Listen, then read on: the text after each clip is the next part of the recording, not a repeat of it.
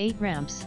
16. Bottlenecks is Bengalurus tunnel project headed for a jam. No more Bengalurus much hyped tunnel road project, stretching from Hebel to Silkboard and costing around Rs 22,000 crore, is now under scrutiny. Promoted as a fix for the city's infamous traffic snarls, this underground road may end up doing the opposite. Backed strongly by Deputy Chief Minister D.K. Shivakumar, the tunnel was meant to ease congestion.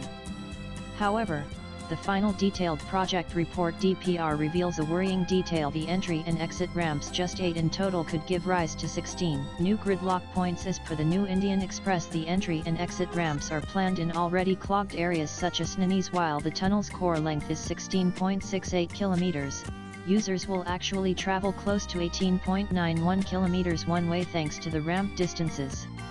Depending on where one starts or ends the journey, additional travel on surface roads could further extend the route beyond 19 km. This defeats the whole purpose of faster travel and instead adds time, fuel, and frustration. Swipe left for next video. Rajkumar Dugar, founder of Citizens for Citizens C4C, warns the tunnel could worsen traffic even for those who don't use it.